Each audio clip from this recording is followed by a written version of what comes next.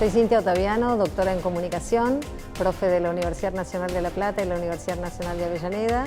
He sido la primera defensora del público de servicios de comunicación audiovisual de la Argentina y directora de radio y televisión, también elegida por el Congreso Nacional. Y además presido la Organización Interamericana de Defensores y Defensoras de las Audiencias. Si tenemos que pensar en una forma de definir los discursos de odio, tenemos que pensar en la necesidad de seguir reflexionando colectivamente. No hay una única definición de los discursos de odio y por eso hoy decidí traer la de Naciones Unidas, que tal vez sea la que más se aproxime a un consenso a nivel mundial. Y las Naciones Unidas consideran que discurso de odio es cualquier forma de comunicación de palabra, por escrito o a través del comportamiento, que sea un ataque o utilice lenguaje peyorativo o discriminatorio en relación con una persona o con un grupo sobre la base de quiénes son. En otras palabras, dice, en razón de la religión, del origen étnico, la nacionalidad, la raza, el color, la ascendencia, el género u otros factores de identidad. ¿Por qué elegí traer esta definición? Porque primero nos hace pensar que los discursos de odio no son nada más que lo dicho, lo enunciado o lo escrito, sino también el comportamiento.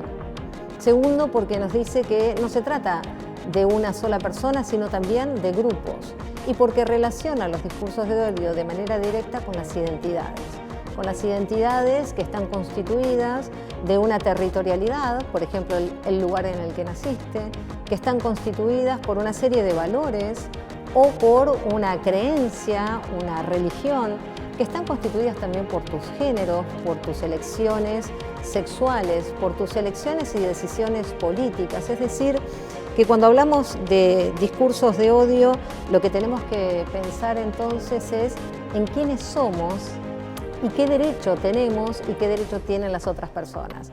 En principio, creo que es muy importante siempre recordar que la comunicación es un derecho humano, que los discursos de odio se van a dar en un contexto que tiene que ver con el campo de los derechos humanos y que hay muchas formas de trabajar en su erradicación, pero que primero tenemos que llegar a este consenso de cuáles son los discursos de odio, qué es un discurso de odio, cómo detectarlos, reconociendo que no son libertad de expresión, sino que las propias Naciones Unidas, sobre todo después de la pandemia, marcó una preocupación, una profunda preocupación. ¿Por qué?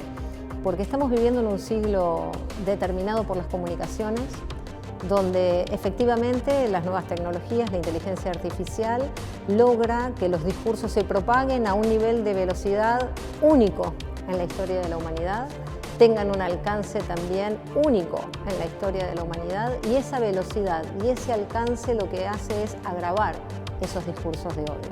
Entonces, en su momento, en el marco de la pandemia, donde en la Defensoría del Público de aquí de la Argentina también se constató, proliferaron los discursos de odio.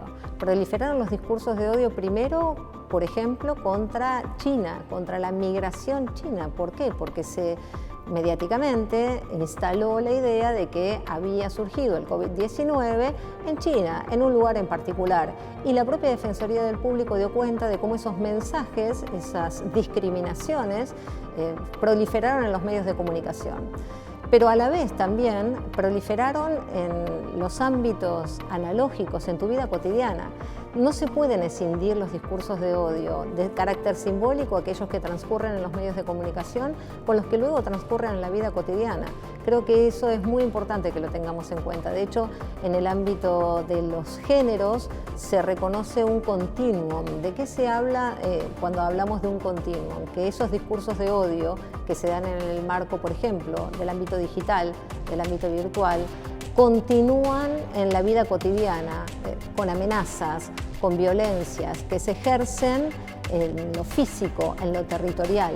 Entonces creo que es muy, muy importante que tengamos en cuenta que los discursos de odio son una construcción simbólica muchas veces, pero que sus consecuencias se dan en la vida cotidiana. Y te decía lo del secretario general de Naciones Unidas, porque esto también me parece que es importante. No son ideas personales, son preocupaciones globales. Cuando defendemos los derechos humanos, esta es una preocupación que tiene que tener la condición humana en general y poder detectar los discursos de odio camino a una erradicación y no ser tolerantes.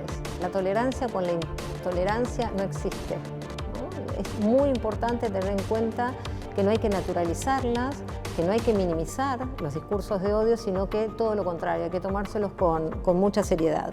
Y decía entonces que el secretario general de Naciones Unidas textualmente dijo que en todo el mundo estamos presenciando una inquietante oleada de xenofobia, de racismo, de intolerancia, que se están explotando los medios sociales y otras formas de comunicación como plataformas para promover la intolerancia, que el discurso público se está convirtiendo en un arma para cosechar ganancias políticas con una retórica incendiaria que estigmatiza y deshumaniza a las minorías, migrantes, refugiados, mujeres y todos aquellos etiquetados como los otros.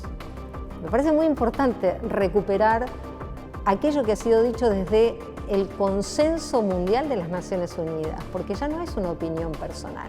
Evidentemente, desde todos los países, las distintas comunidades, las sociedades, las consideradas minorías, que no son tales, minorías entre comillas, porque en realidad, por ejemplo, en los discursos de odio se diseminan contra las mujeres, cuando somos la mayoría.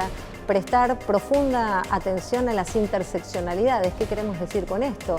Discriminaciones contra las mujeres, pero más discriminaciones contra las mujeres si están en situación de pobreza, mayores niveles de discriminación contra las mujeres en situación de pobreza y si, por ejemplo, nacieron en el seno de una comunidad indígena, si nacieron en las periferias, cómo se van profundizando esos niveles de discursos de odio, de discriminaciones.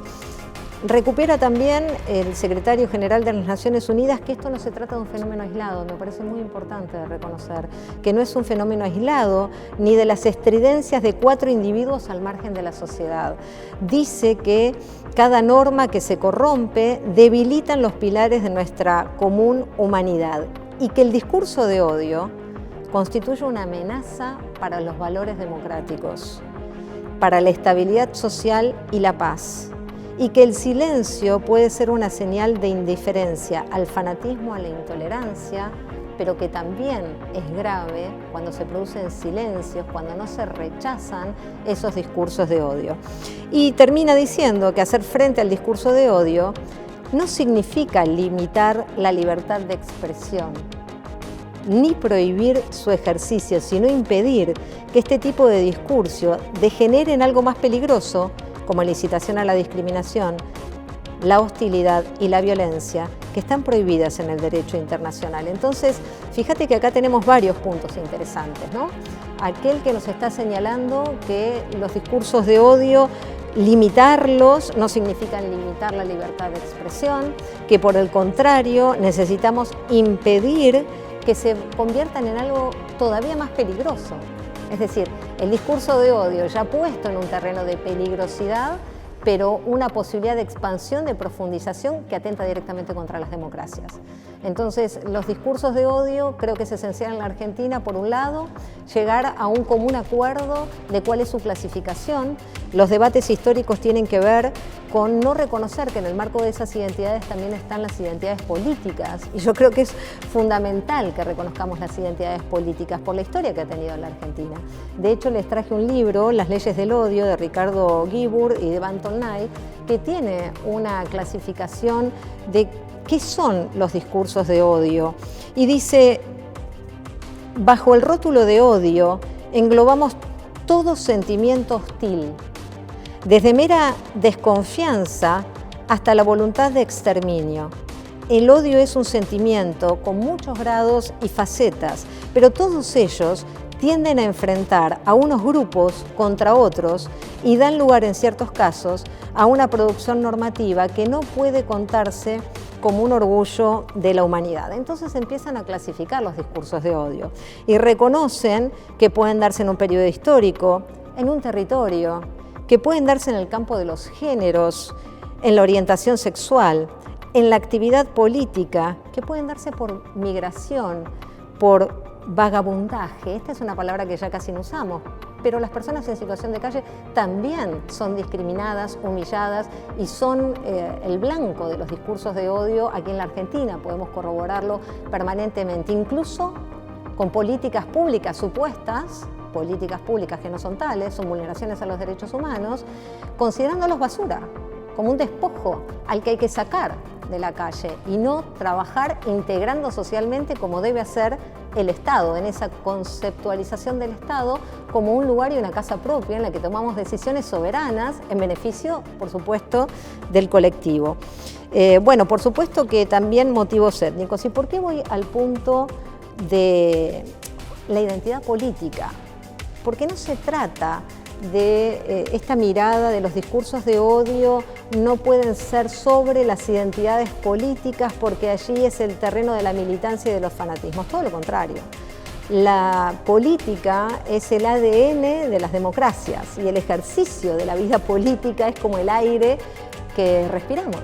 No se puede vivir sin participación política en los distintos ámbitos, más allá de la política partidaria.